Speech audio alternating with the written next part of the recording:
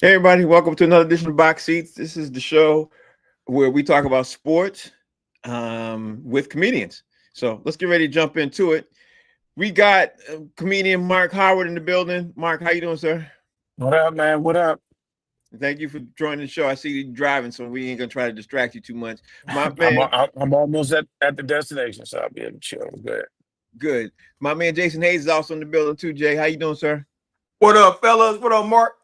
What up, man? How's it going, Jason? So before we jump into the show, man, I always like to talk about whatever hot sports stories is going on right now. And I think one of the biggest stories we got to talk about, Mark, I'm going to start with you first, man, is the Oklahoma City, Minnesota Timberwolves NBA playoffs, man. And just give me your quick take, Mark, man, on this NBA playoff series, man, and talk to me about what your thoughts are on this real fast. But yeah, I think right now it's going to form. OKC has been a dominant team all year. They had the second best record to Mm-hmm.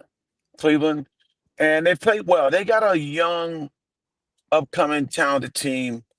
SGA is definitely leading them. What they found and what I like for them, especially going through Denver, that they found how to grow up and play in the playoffs and be consistent, especially down the stretch. They got through Mm-hmm. Denver. I felt they were fine. But they're better than Minnesota. They're deeper, and home finding his way. Stay healthy. Williams got to know his lane, and where OKC now has gotten stronger, that I think they realize who they have to go through. 'Cause Mm-hmm. they were Right. going through different people, and now that they find that it all goes through SGA. Williams, you're good, but you're gonna get you when you get it off of that. SGA sets the tone, sets the tempo, and they're very good defensively. Very good defensively. Minnesota, um, Anthony Edwards is very, very good. He can't carry the load himself, but he's very good. One of the best players in the league. Julius Randle is very sometimey. His game is just sometimey, and um, Gobert is stealing money right now. That's a great way of saying it. That's a great way of saying it. At Jason, least with Minnesota, he should be. He could do well on another team, but it does not working for Minnesota. Right. yeah. I think I think he needs another big, but I'll talk about what I think later after. Jason, let me hear what you think first, man. Jay, talk to me, man, about your recap of the game last night, man, and what stood out to you. Um, what's standing out to me is, it's pretty much what you expect. Like I expect the home team, to play well at home. Right. Role players play better at home than they do on the road. And I think there's even more true for Minnesota because Ant is really surrounded by a bunch of role players. Like there Mhm. isn't another star on that team. They're trying to make Julius Randle that, but he's not really a star. He's a very, very good role player, but he's not a dude that's going to take over games every time there's even to do it. But also, what we're seeing is that styles make fights. So where Minnesota could be dominant against the Lakers, using Gobert and his size, OKC has size too, but it's more athletic than Gobert. And now Mhm. you're seeing Gobert get exploited because he's having to guard 7-footers that can move better than him. Mhm.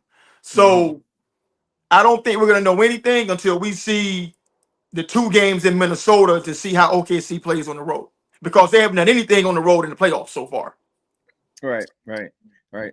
My 2 cents is this. I honestly, I'm gonna start out with saying this, man. I think Minnesota is being overmatched. Minnesota does this double big thing all the time. I think they have so many different ways that they could beat you, but one way that they're beating everybody is the double big switched out thing that they're doing. And to be completely honest with, when they're doing that back and forth thing, that the way they do consistently, it's just it's and I'm saying back and forth thing, and I mean like double bigs and then being able to shoot in the outside and then attacking the basket. That's what I mean. And they're coming at it from all kinds of different angles, man. And OKC is moving the ball, they're attacking the basket, they're shooting they're doing they check off all the boxes. I don't care what anybody says, they're checking off all the boxes. And I gotta like the way they're checking off all the boxes because I said it literally when the playoffs started. I think OKC is the scariest team in the league, and they could win the NBA championship, and they're showing it why. I would not be surprised if Minnesota gets swept. I'm going to be honest with you. I wouldn't be surprised Me at neither. all. Me Yeah, neither. get swept. And I'll even take it one step further. I won't even be surprised if OKC gets to the finals and sweeps whoever they face. You know what I mean? I don't see them. I don't see them losing. And if they lose any game, they might lose one game in the finals. That's the way I see it. I literally can see them going 4-4. You know what I mean? That's the way I see it. So let's look at this game tonight, Mark. I'm gonna jump in this game tonight with you, man, because we're having this playoff discussion. Everybody's talking about the Knicks. Everybody's talking about the Knicks got to bounce back with the Pacers and everything else, man. And let's be honest, it's one of those things whereas game 2 could swing one way or the other. If you're the Pacers, if you're the Knicks, you're going in there almost do or die. Not necessarily do or die. You could still lose and still be in the series. But what's your take on the Indiana Pacers game, New York Knicks game tonight, Madison Square Garden? Well, this truly is. I would say you never really want to a game 2, but for the Knicks, this is it. Do not want to go back to Indiana 2-0. Nobody wants to go back. Nobody wants to go to the other home teams for 2 games down 2-0, having not won a game on your home court. Right. It's happened. People can do that, come back, but New York's not built for that. They're not deep neither. It's just interesting because NBA has gotten away a little bit from the teams that are best not reaching. Boston is a better, deeper team, and they weren't able to get through again. Because I had OKC and Boston playing in the finals. But for New York, they're tough, and Brunson's a tough guard. But so was most of those Patriots, man. And they Cat, I don't trust that. I don't have any reason to trust that. I saw him make a layup in the last game, and I almost passed out because he's so afraid of being in the paint. And I figured whenever he touches the paint, if you say the word paint, that boy gonna pass out. Say the word paint. He wants no parts of it, and it's really very soft. And then with the other who's the big kid they bring in defensively? He's like he's like on the same Gobert tip because he can't really do much, but he does protect the rim. But they don't need him. And then there's there's nobody else really. Josh Hart I like, but he can only do but so much. He's a definite role player per se. So it's I think they're better than I thought. I had Cleveland beating Indiana, but now that I've realized and see Indiana, I said, yeah, they're definitely better than the Knicks. So it's no fluke on that. Okay, so Jason, give me your take on this, man. Like, because what I said to Mark, it's kind of if you lose tonight, you can be behind the 8 ball if you're the New York Knicks, man. You know what I mean? No, you can't not in this situation. Yeah, you don't want to go down to Indiana. The first thing is New York Knicks were trying their best to get home court advantage. Now it's gone. You know what I mean? I don't know if they should hit the panic button yet, but what's your take on this, Jay?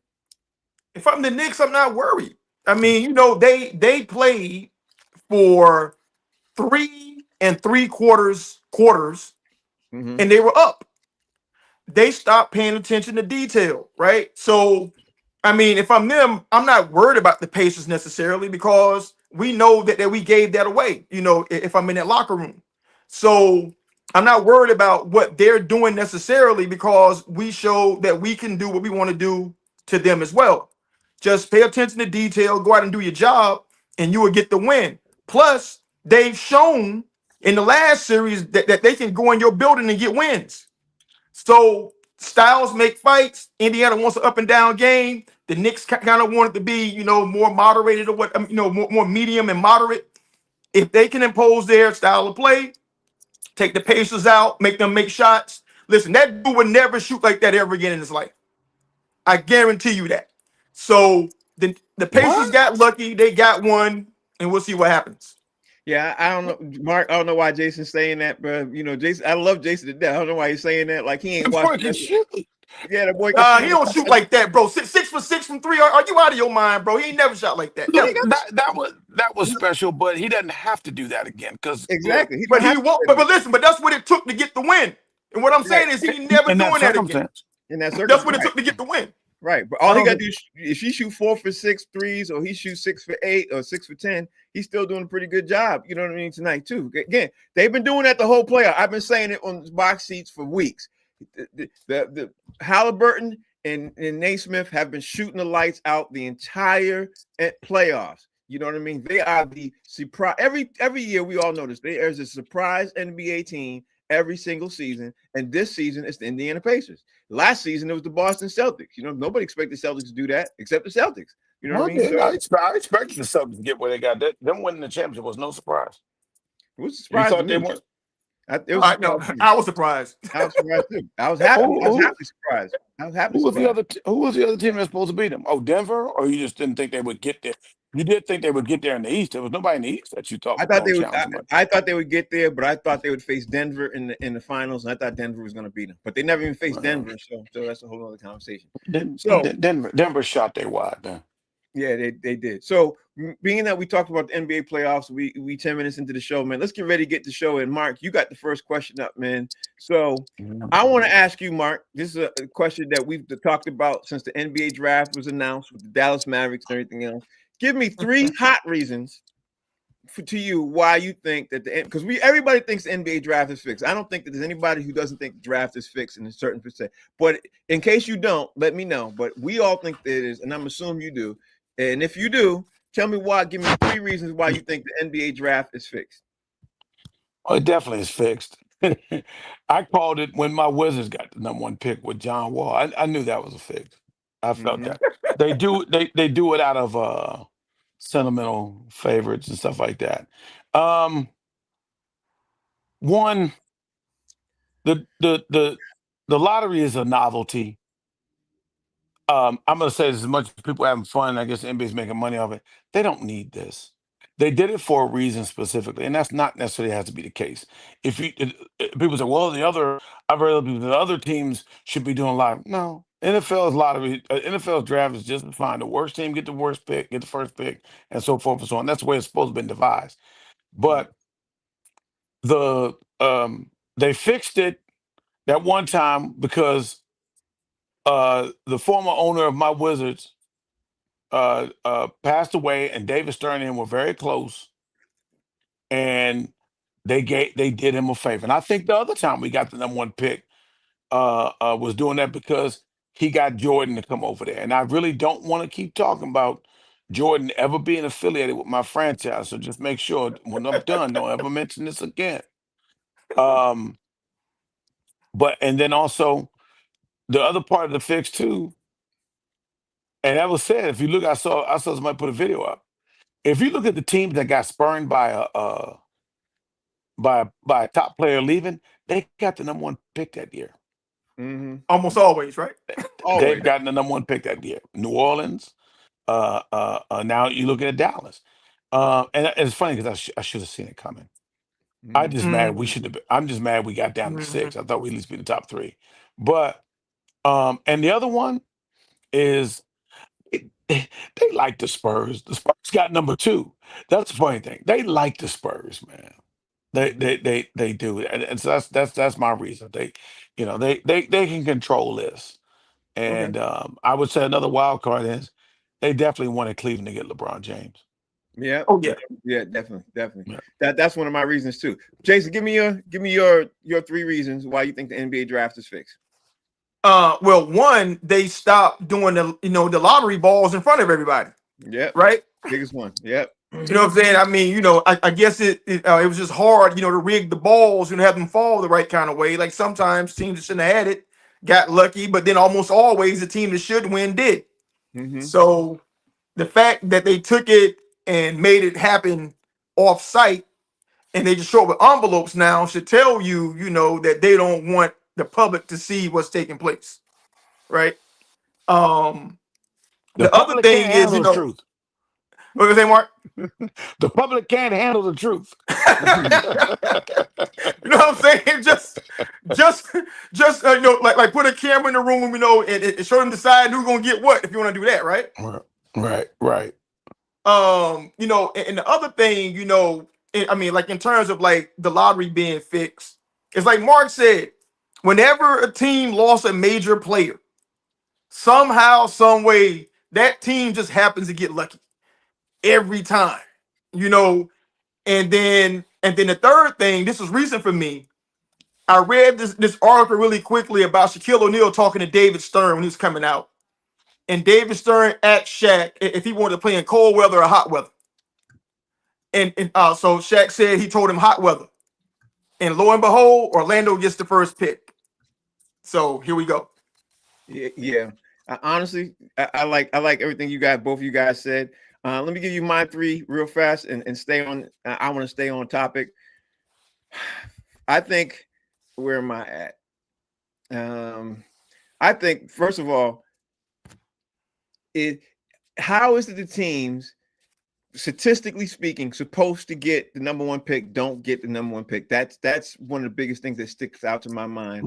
Right. And the stats don't, number two for me, the stats don't match the actual of what we have. But when you see LeBron go to Cleveland, when you see Cooper Flag end up coming to Dallas, you see Victor Wembanyama end up getting picked by San Antonio. In all three of those instances, statistically speaking, they were in the worst situation to land the picks. But the number one thing that stands out to me is something that Jason just mentioned. How do you not have the balls in the big thing, and you see where the balls are? Like, that to me is a huge travesty on us as fans, as we could be able to see. So I'm thinking, if they have an issue with that, why not go to the worst team gets the first pick like the NFL does? You know what I mean? They can't. I don't understand. Like, why not do that?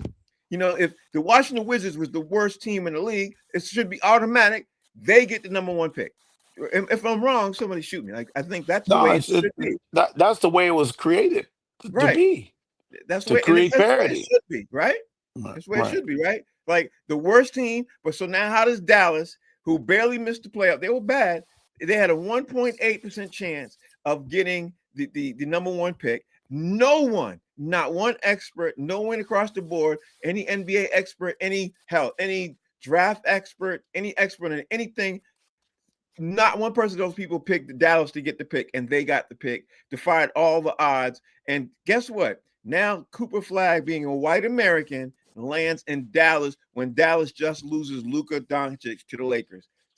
It's just, it's such a travesty to me. I could go on and on about this. It really stinks to high heaven to me, man. I just got really sick of this, man. I was just like, the NBA, you know. And then in this, I'll lastly say this one thing, and I want to move on to Mark. The NBA having to do this, especially after like 10 years, within 10 years of having an NBA referee get caught cheating and everything else, it just stinks to high heaven to me too, because you should be doing everything to make sure people don't think that you're cheating and fixing stuff. When you're still staying on that same road, it makes you look highly suspect. That's my colloquy. Right. So. But Frank, real quick, the irony is that they land in ideal situations, right? Right. Dallas has a long history of having caps, cold ass pilgrims. Right. You know what I'm saying? What was the dude's name? The dude out of Florida. So they had Luka, they had Dirk, they had the other white boy out of Florida. So they have a history of developing, white dudes, and marketing them well, in Dallas. And San Antonio also has the best history possible of developing foreign players. So they made sure that that Wemby went to San Antonio to get developed properly, and that he land on his feet and have a coach, in a system that knows how to deal with it. Yeah, but Jason, you just said something too. Land on his feet, but he developed properly. And who would develop an international player that will help the NBA expand overseas internationally better than Popovich? Who would do that? Nobody. So that helps the NBA in more ways than one. Popovich, he's going to get Wembanyama. Wembanyama obviously does his thing. He's going to be, and he's going to do what he does. And what's that going to do? Attract more players from overseas. Now we are 6 years into the international player winning the MVP. The NBA is now expanding more to the across overseas. I mean, it's just too much. It's just landing to say it looks like it's fix. It's just too much. And I think it's a lot. But I would say to you though, speaking of international player, my Wizards got quite a few international players. Yeah, they and do. doing nothing with him. Yeah, and doing nothing with them. That's why Hey, Wemby's in San hey, Antonio. these are Yeah. They would not young. let him go These to are Washington. young prospects. They're young prospects, and I like that we're following the model of the Mavericks. So all we need is that franchise level. That's what we don't have. We haven't gotten that franchise level player. Right.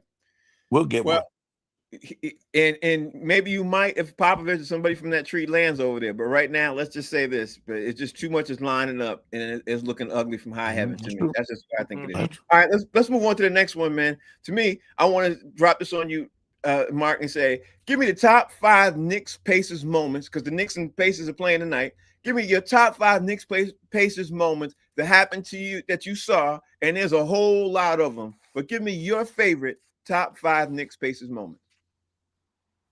Well, I'm going to use this since we just got off the lottery. It was them winning the first lottery. Mm-hmm. They won the very first lottery system and got Patrick Ewing. Mm-hmm. I'll put that in one of the top 5 there. That shot by Larry Johnson with the 4-point play. That was it there. Yep. That was it there. I would say to you as well, going back to Patrick Ewing, him put back, that dunk put back there, was definitely a top 5 moment, positive moment. And that's it. You said we could do positive or negative, right? You can do positive or negative. Just top 5 moments to you. The Reggie Miller 9 points, nothing. Oh, 8 points. 8 points in 9 minutes. And 9 seconds. No, in 9 seconds. Yeah. 9 seconds. Right. And only reason I'll say this to you, I missed that game. I didn't even see it. No. Out of that series, that was the one game I didn't see. Oh. Wow. So yeah, that one there, and there is a good amount. There was one I was thought about, but this other one just popped in my head, and I got to go ahead and place that one. Well, no, I'm gonna do a tie real quick. The Willis Reed, win for the Knicks. That was definitely their great moment, winning the championship. But the other one, I got on my comedy side of it, was the time when that fool, the owner Dolan, tried to remove Charles Oakley, and Charles Oakley was knocking them guys' hands down to try to get there.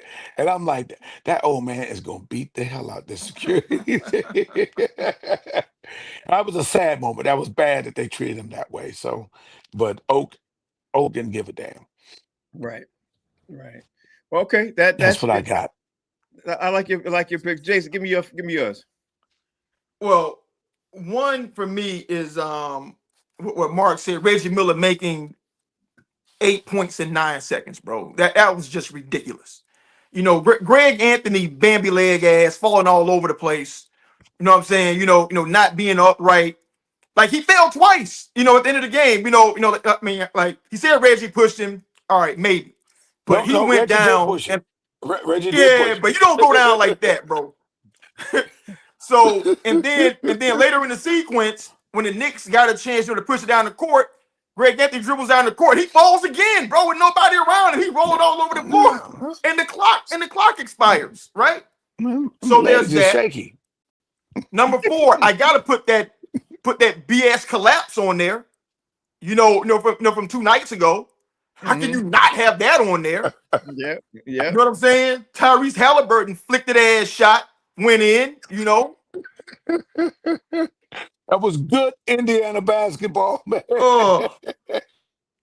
Then you gotta go, 1994 game 5, when Reggie scored 12 points in the 4th quarter, to beat the Knicks. And him and Spike was going at it back and forth. Then he did the choke sign. Coincidentally, they lost the series after doing the choke sign. So Halliburton needs to be careful of that because they didn't win that series after he did that. Mm-hmm. But the funniest thing, was a 12-point quarter because him and Spike was going back and forth. The funniest thing to me, I was in the city and the newspaper had Spike on the front page. I think Spike, they're blaming a fan for a team loss, right? And my favorite moment ever was Spike capitalizing off of that and making money for him and Reggie. Then if you guys remember the Sports Authority, it was like Dick's Sporting Goods back in the day. Spike had an ad campaign with him and Reggie. Yep. And Spike was heckling Reggie in the gym while Reggie was shooting. Reggie made it. He said, "Nice shot, Cheryl." Right, dude. It was incredible. So that's my favorite Knicks Pacers moment. Good. That was okay. good. I like it. But, it's always good asking a Knicks fan or a Pacers fan if their favorite moments, because they see stuff that you don't really necessarily see and pay attention to. I'm gonna go through mine real fast. I don't really, as a Celtics fan, I like the battles. You know what I mean? For number 5 for me was obviously the Tyrese Halliburton shot that just happened to me. I like that, came in at 5 to me. You know what I mean? The 4 to me was Larry Johnson's 4-point play down three with 11.9 seconds left to go. I like that. That was dope. Patrick Ewing hits the Game 5 winner. That was dope for me back in 1995 in the Eastern Conference semis. Number 2 for me has to be when John Starks was headbutting Reggie Miller, and they were going at it. I was loving that. I was like, yeah, this is what I'm talking about, playoff basketball. You know what I mean? I loved it. And back then, that was let's all do Reggie Miller on that one. Yeah. Let's see. That was what 1995 first round Knicks. At the time, the Knicks was leading the series 2-0 when that headbutt happened. But the number 1 for me got to be when Reggie Miller went off for 8 points with 9 seconds left. I don't think nobody saw that coming. A lot of people lost a lot of money off that, man. It just, that was a lot. Sad day in sad day in that arena, bro. All right, so let's jump down to the top 5. Y'all don't have Willis Reed. But y'all don't have Willis Reed coming. It wasn't Knicks Pacers though. Yeah, Knicks Pacers. That was Knicks. That was just a Knicks. I'm sorry. I'm thinking totally Knicks. My bad. Okay.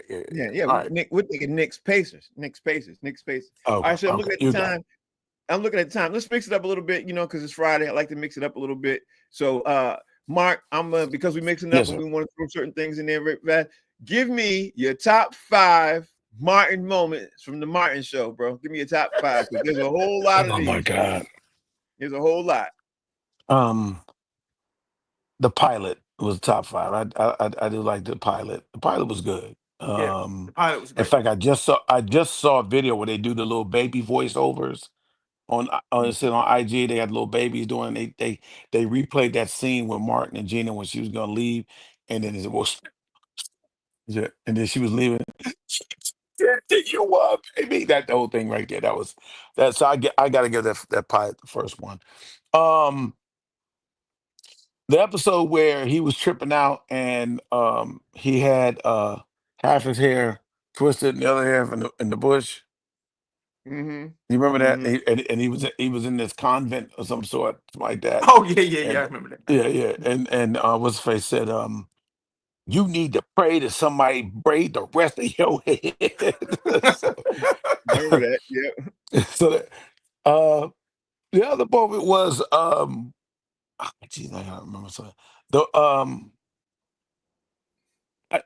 was the time when my man, I got to give a shout out to my man Reggie Ballard, Broadman, where he was sitting there with his feet out, fixing his toes. Mm-hmm. In front. That one there was one of the top 5 I can think of. Was that 4? Or is that? Yeah, that's 4. That's 4. Okay, one more. So one more I'm gonna put there. There was a time when an episode where Martin and Gina were going at it. The little breakup part. It was kind of made it a big little series a few times. And it was one time he was getting some advice from Otis, the security guard. And Otis was in there, and you could see him. He was dancing, and you could see a part the scene, the moment where Otis was dancing. There was a guy there. He had some extra work and got a chance to be there. And it was me. I was in that episode. And so I like that. It's definitely my favorite. Atmosphere. Yes, I was standing right there, and yeah, it was fun. I worked on 3 or 4 episodes, but that one I got very good FaceTime, And it was so funny because my son wasn't born then, wasn't created then. That was like within the first year I moved to LA. And some time later, as he looked, he shared on his social media a picture of me. That was when I had hair. I had my hair, just before I cut it, I had my hair twisted. I was twisting it, and didn't work out well. But I was in that, and he still shot a picture of me. He saw an episode and shared it on social media. I was like, oh damn, I forgot you finally saw that episode now. Mark, But yeah, I that's should have you arrested for shameless plugging. I gotta I'm go guilty rewatch as the charged on episode that now. That's a Yes, good reason yes. why that was your number one favorite moment. Though that was a good one, Mark. Shameless plug. Well, Mark Howard, tweeted by Howard, starred on Martin's show. I There you like that, go. Mark. That was dope. Give me your top five There you go. moments, bro. Okay, first Hey, off, I'm I'm sorry. gonna Can say I say this real quick? I'm sorry. Mhm. Can I say this real quick? That week, that episode came out, and it was the first year. Also, I did Comic View, so Martin episode came out that week, and the 2 sets I did on Comic View came out that week. I was on TV all that week. I can only imagine how you felt. I can imagine how you felt. I understand. Sorry, I'm sorry. Go ahead. Go ahead, Jay.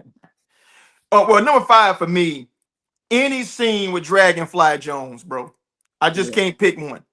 Mhm. Dragonfly, for those who don't know, was the kung fu master who used to get beat up by the assistant all the time, bro. Right, Like right. he could not fight if his life depended on it. So Dragonfly, any scene he was in, is one of my favorites. Shout out to Kenny Um, Wack. That was who the instructor was. Shout out to my man Kenny Wack. so number 4 for me is the introduction of Romy Rome in the nightclub. He came in, with the MCM short pantsuit on, Yeah, bro. everywhere. Mhm. And and his catchphrase came right up the top. He walks in, he stops at the table. You can't call nobody, right? And then he just goes on from there, bro. Your name must be Candy because you look so sweet, all that stuff, right? Yeah. Number 3 for me, it gotta be Hustle Man's audition, bro.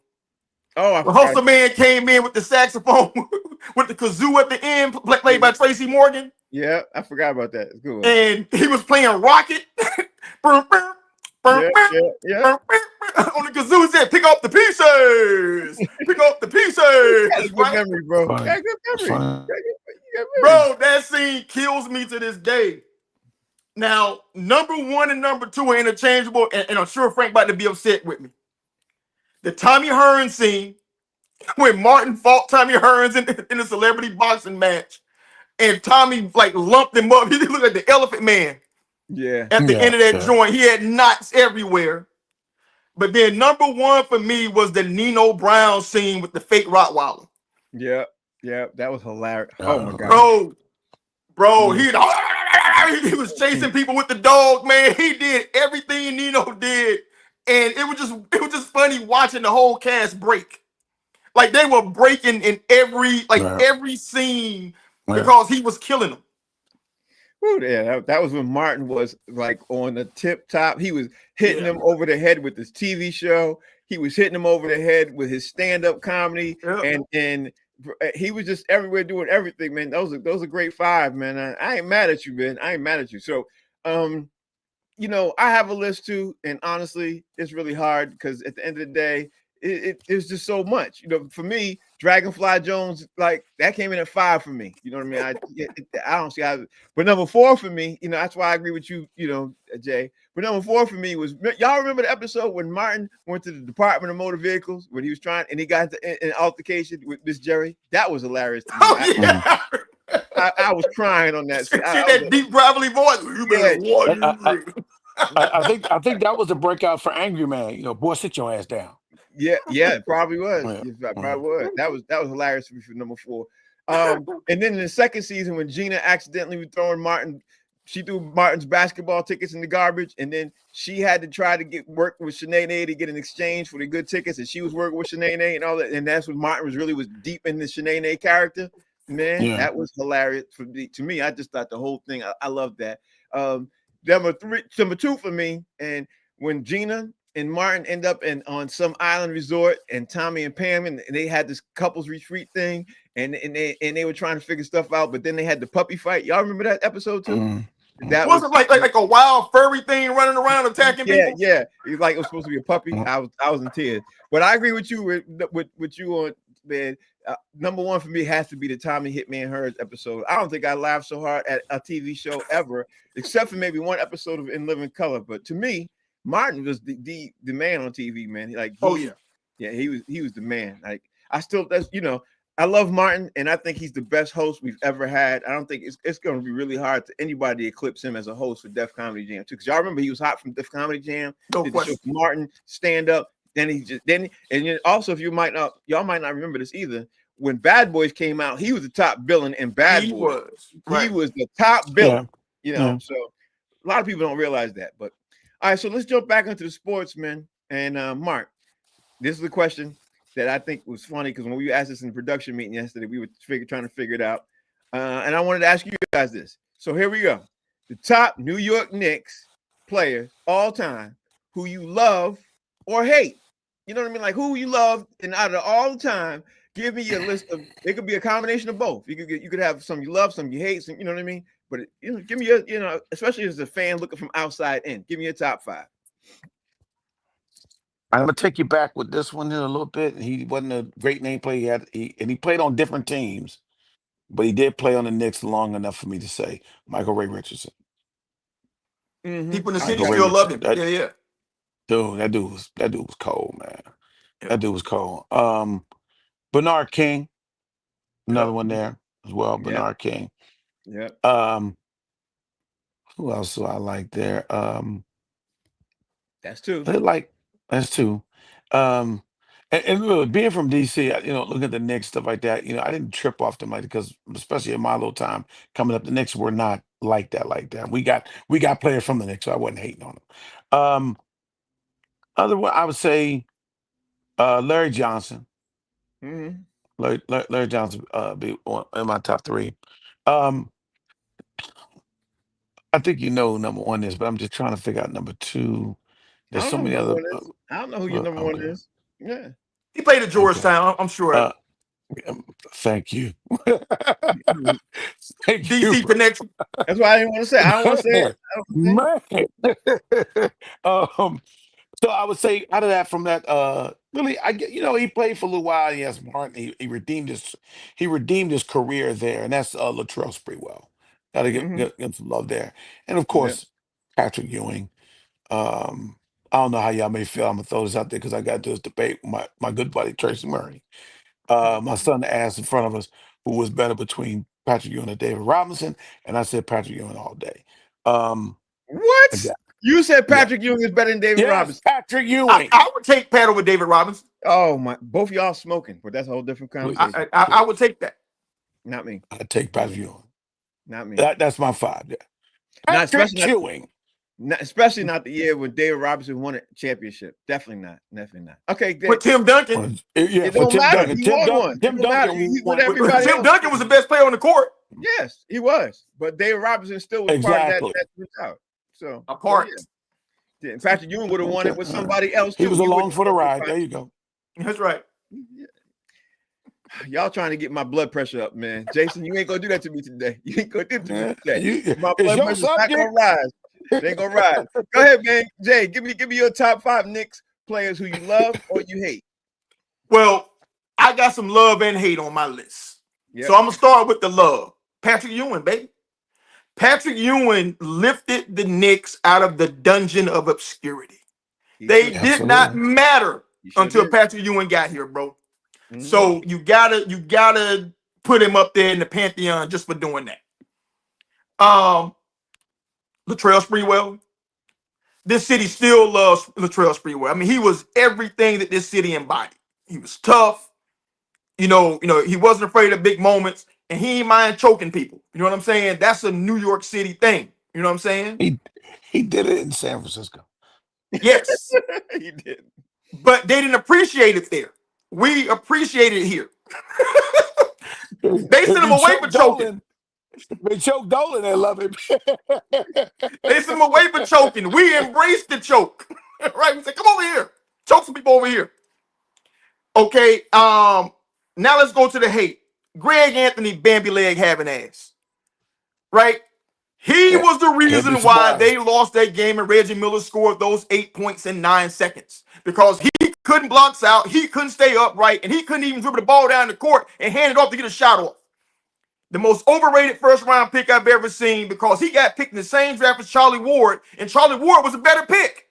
He sure was. And he went higher, right? Get Greg Anthony Big Teeth ass up out of here.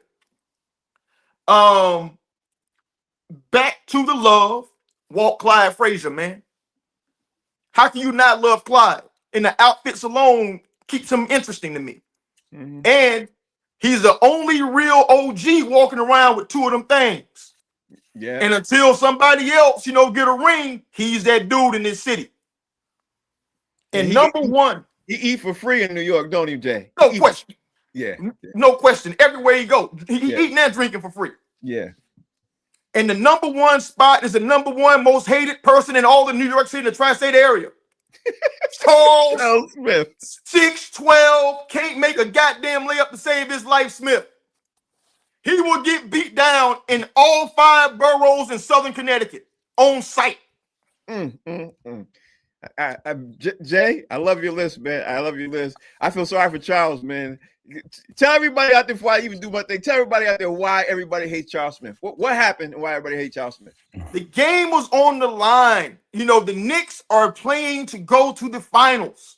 They dump it off to him. He misses the he throws some wild layup. He misses it, gets the rebound, goes up, soft as baby food. Scottie Pippen blocks the shit. He gets it back. He goes up softer the next time. Scottie Pippen blocks it again. Clock runs out. Game over. Bulls off to the finals. That was game 7? Was that a game 7? No, I wasn't believe it game was. 7. Oh, No, it it was a wasn't 6? game 7. It was game 6. Game And 6.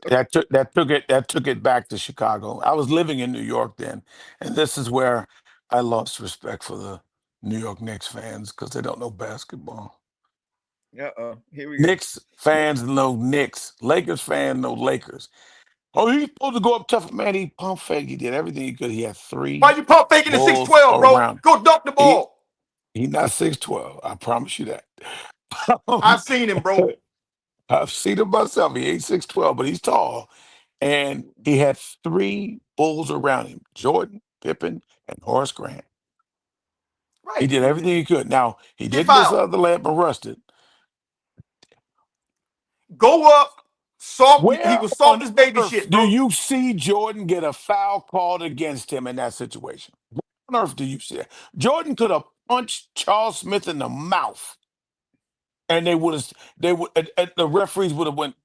You know what? Now I'm starting to remember this because this is the arguments that everybody was having because I couldn't remember it too much, but now it's starting to come crystal clear. I remember. Pull the clip. Pull the clip. I remember the clip. Yeah, I remember being there. You're going to see a 6 dude pump faking in the paint right underneath the rim. Go up and get fouled. You punk ass. Unfortunately, I can't play clips no more on the show because my account got flagged. Oh, yeah, that's right.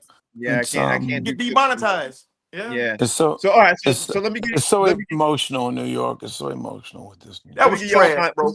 Let me give you my list. Dude up.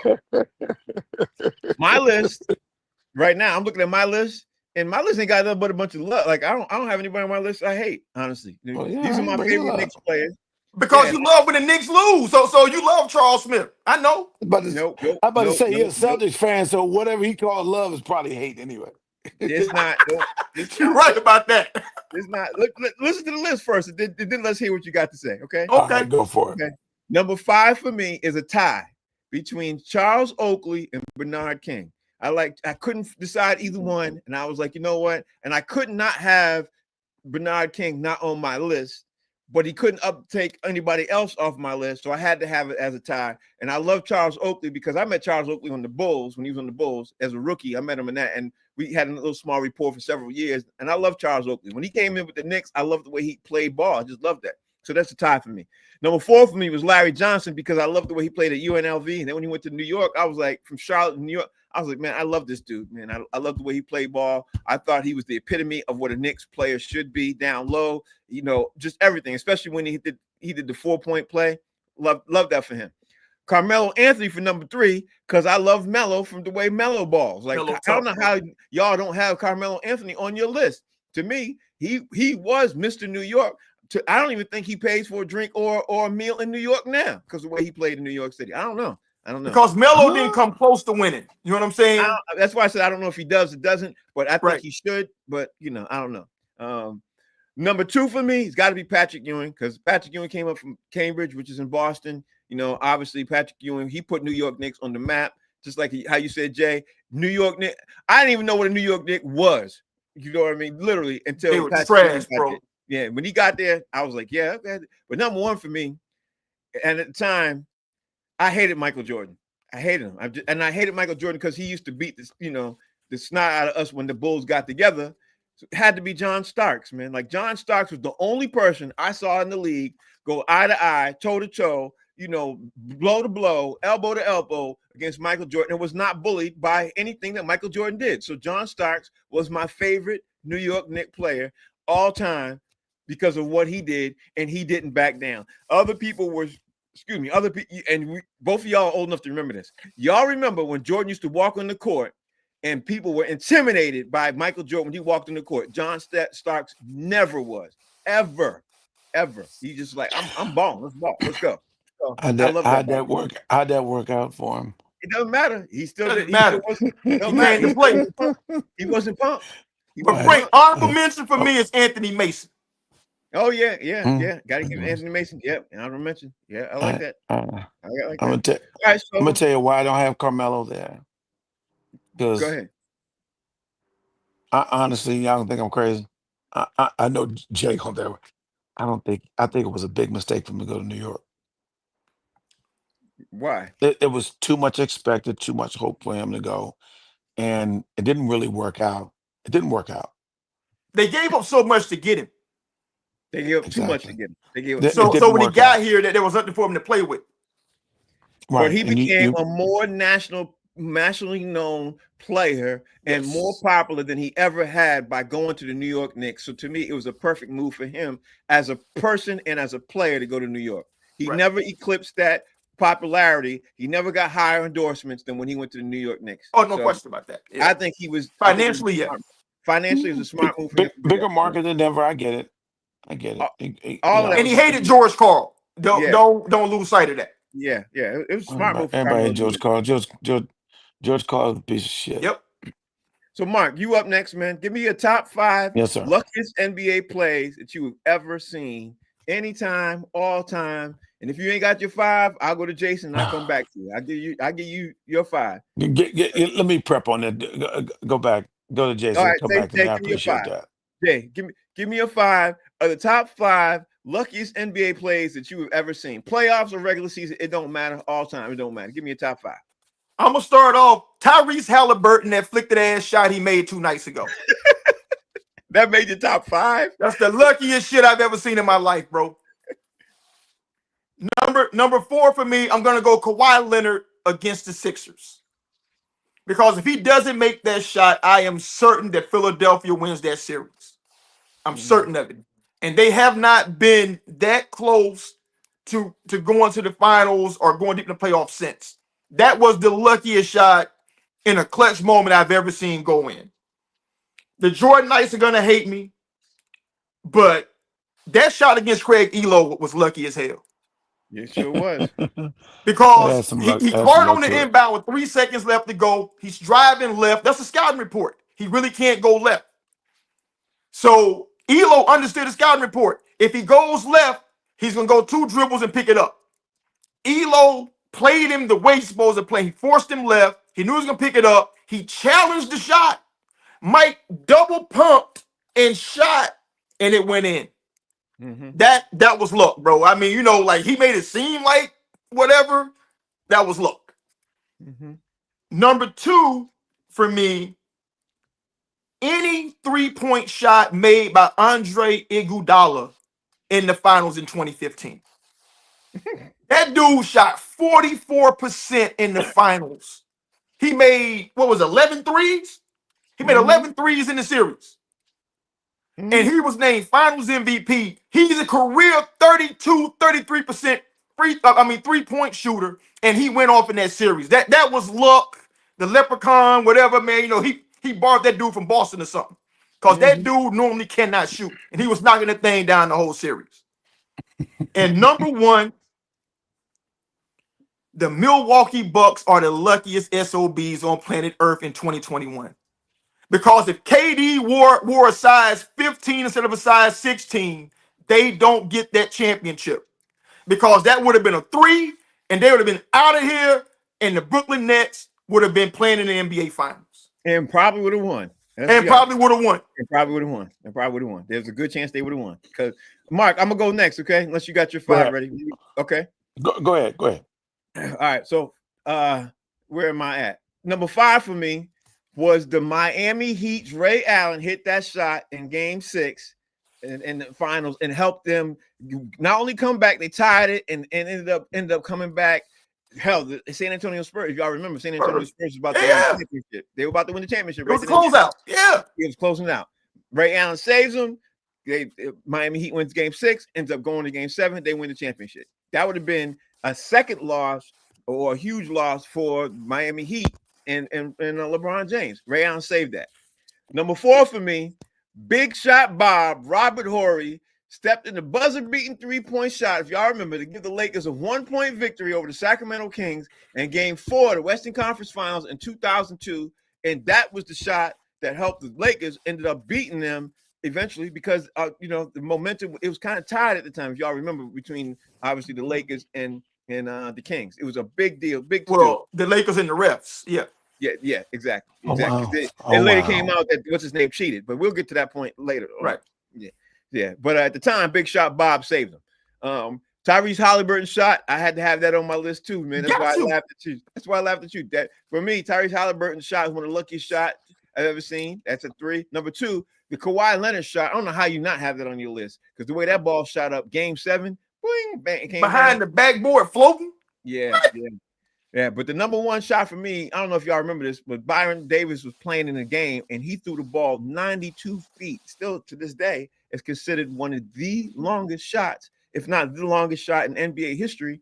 And he shot it with one hand. He basically threw it down. He picked it up, chucked like a base football bat, and just threw it from one end, literally at the check-in, at the inbounds. He just threw it up, and I just think he just expected just to throw it down and it went in. So that's the luckiest shot I've ever seen. So that's my lucky things, man. And let me look at the time. There we go. We got time for this. We got time for the Mark. Give me your top 5. I'm sorry, Mark. Give me your 5. Give me your 5 luckiest plays. I'm sorry. All right. I was gonna say, but I put this honorable mention. Any shot that Michael Olowokandi made in the NBA was luck. Including dunks. It just was. At 7-1. It just was. Only 1 second to him was Anthony Bennett. You understand? So I'm just telling you right now. Okay. So take you back a little bit. Ralph Sampson's shot against the Lakers. If you saw, they tossed the ball up at the end. He got it. His back was a little bit to the back. He had to catch it in the air, turn while still in the air, and had to get rid of it quickly because it was one tick left on that shot. In the playoffs, you can see where Michael Cooper just fainted down on the floor right next to the shot because the ball went in right in front of him. You remember that in the playoffs? Yeah, I remember that. Yes. Also, I would say Halliburton's.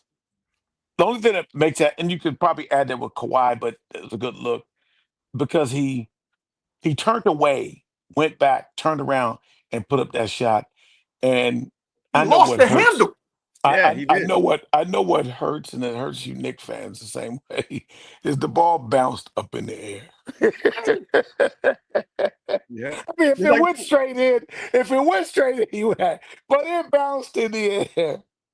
It dropped right in. That was a cock tease. You understand me? You understand Knicks fans? That was definitely a cock tease on that. I'm sorry. Hold on. Let me do this real quick. That was luck. That's definitely luck. You know that about it. Yes. Yes. And I will say to you, there's a shot Magic Johnson made. There was one he did where he just tossed it in he grabbed it in there and bounced it. That was luck. Okay, Magic's my favorite player of all time, but he bounced that ball in the basket. That was luck there. That was a Are you great talking shot. about the hook shot he shot against the finals against the No, no, Celtics? no. That's He was in a You get a regular bounce game, pass and it went in. and he bounced past and went in, man. If you remember, saying it went in. That was luck. that. And then other one I was looking. I'm trying to remember. The 8 points in 9 seconds of Reggie Miller, that had a lot of luck to do with that too. That had a lot of luck. He just flung them up and it just fell in.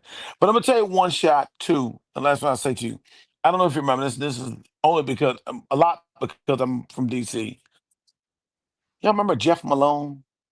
I remember Yeah, Jeff Malone. yeah. Jeff Malone, hell of a shooter, hell of a shooter. He made a game-winning shot for the Bullets at the time. He was standing baseline. He was to his right shoulder. The basket was to his right, and he was standing at the baseline and was leaning and falling back out of bounds. So he had to reach and put that shot up to go around to make it clear the backboard and go in and nail that shot. It's a hell of a shot that he made. He was probably about maybe 15 feet from the basket. And that had a lot of luck in that shot there. I gotta take you back there. If you ever get a chance to look at Jeff Malone highlights, I'm sure they have a few on YouTube. You know what you just reminded me of, Mark? Y'all What was remember that? the Dr. J when he went around the basket and it was in the finals, he went around and it came up high. That was all skill. It was skill, but it was luck that shot had came in around and when they out killed nobody. That was luck. That was luck. Yeah, that thing palm like a grapefruit, man.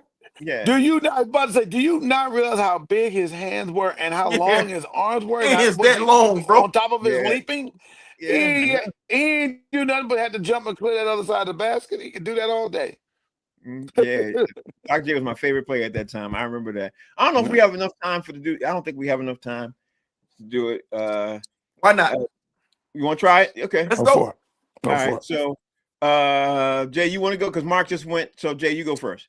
Give me your top 5 movies that you would remake. And we got to go through them fast. Number 5, Godfather Part 3. Trash. It ruined the franchise. I will redo it today. Okay? And now, I would cast a real actress to play the daughter. Wow. Wow. Number 4, The Wiz. I know y'all mad, bro. I will remake The Wiz. The Wizard of Oz is my favorite movie of all time. It's not a great movie. I don't care what you say. I would cast a real actress who can sing and not a singer who's playing around with acting. Yeah. You know what I'm saying? Yep. I would do that. Number 3 for me. Diana Ross. Let me go. Number 3 for me, The 10 Commandments. I would remake it and cast it with all the people with what they look like in the Bible. There are no white people in the Bible, people, until the Romans show up. I mean, white people in the Bible until the Romans show up, okay? I would recast and make the whole thing with black and brown people all throughout the cast. Keep going. Number 2 for me, Candyman 2, the second one. I will remake it, except, listen, if this shows up, I'm suing. I would remake it. I would have done it during the antebellum time to show the whole history of how Candyman became Candyman. Not say the modern day. And number 1, I would remake Deep Throat. People forget Deep Throat was considered an art film that was played all over the country in mainstream theaters, except I was set in Africa. And we're gonna see how deep that throat go. Ooh. Mark, can you go through yours real fast? I can go. I put through. I wasn't sure if you were talking about remake because you didn't like them or remake because you just want to see them done again. Okay. It don't matter. Okay. I would remake the original Star Wars. Oh, You know, wow. and just with the current sci-fi. Mhm. You know, Okay. and the action and stuff like that, because it's very plain and simple with the lightsabers and everything like that. It would just be so much better to do it with the That's current one. CGI they could That's do. one. Another one I would redo, and I'm gonna redo this. This is another thing too. I don't ever want to admit that this movie existed. And that's why I would like to remake it. Is Coming to America 2. I don't want to exist. I don't want to talk about it anymore. Okay, I'm good. glad That's for the good. people that got work on it. But Coming to America was so good for what they did to follow that up with Coming to America too. Yeah. But it needs to be redone. Sorry, Eddie. That was terrible. Other That's movies good. I Got would 3 more. like to see remade. Three more. With the CGI, I'd like to see the first Friday the 13th be remade. Okay, that's a good one. That's a good one. Keep going. Be remade. Um, so I was thinking about on that as You well. got 2 more. You got 2 more. Two more to think of. I would say, um, I can't put my mind around the other one. I didn't get a chance to get deep into that one. I'll let you go, Frank. Go ahead with All that. right. Okay. Frank is going with his list, and I'm gonna fly through mine. Number 5 for me, I'd do Throw Mama from a Train with a black cast. I'd have Damon Wayans Jr. as the therapist, and I have Kevin Hart as the guy as the Danny DeVito part. I think that'd be hysterical. I know black people throwing their mama from the train. Go ahead. That's why I think it'd be funny. That's why I think it'd be hilarious. Their black mama ain't solid, bro. You know that. Yeah. That's why I think it'd be hilarious. There are a couple black folks out there who plan on killing their mama because their mama is so hard on them. Like, you know what I mean? A lot of crackhead mamas out here, bro. Yeah, that's what I would do. Number 4 for me is I'd remake House Party because the last one they just did was terrible. It was beyond terrible. It was beyond terrible. They were trying to do a remake. I'm like, you know what? Let me remake this for y'all because y'all did a horrible job. Number 3 for me, I would remake Mahogany. Remember Diana Ross Mahogany? Yeah. I would do that with Mariah Carey, or actually I would do it with Beyonce and maybe Michael B. Jordan in the Billy D. Williams part right now. And I'd walk to the bank with that big check right now. You know what I mean? Because everybody loves me for that. My number 2 for me is I would remake Fast Break. I don't know if y'all remember that comedy film Fast Break with Gabe Kaplan and Bernard King. That's my favorite basketball movie all time because Bernard King was hilarious. The one where they had the girl pretending to be a boy, you know, and nobody knew. I'd remake that with today's stars right now. You know, that's how I would do that. But my number 1 movie,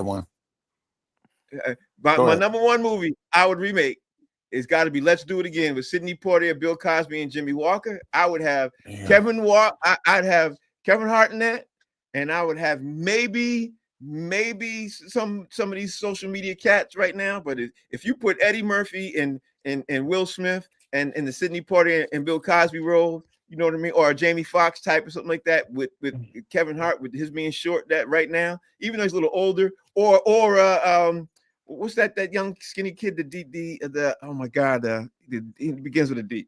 Now I can't think of his name. You know, everybody said he looked like DC Young Fly.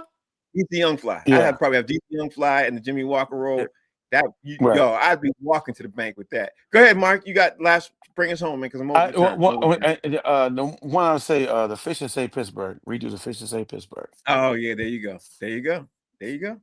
I like that. That's a good one. All right, y'all. We got to get ready to get up out of here, man, because that's the show. We'll be back on Tuesday. Monday's a holiday. I know y'all not going to be sitting in front of your computers on Monday and everything else. So Tuesday's a holiday. We will be back with Box Seats on Tuesday, doing what we do best, getting this whole thing down. I got to thank Mark Howard for joining the show. I got to thank Jason for joining the show. Mark, tell everybody out there how they can follow you, bro. Mark is spelled M-A-R-C. So Mark Howard makes me laugh. Mark Howard makes me laugh on IG. Also on TikTok. I don't do much on TikTok. And also Mark Howard No Joke on Facebook. Thank you very much. Jay, tell everybody how they can follow you, bro. At JD Hayes on Fanbase. Thank you, Jay. Appreciate you guys. All right, y'all. We'll see y'all on Tuesday. Enjoy your holiday. Be safe. And we'll see y'all.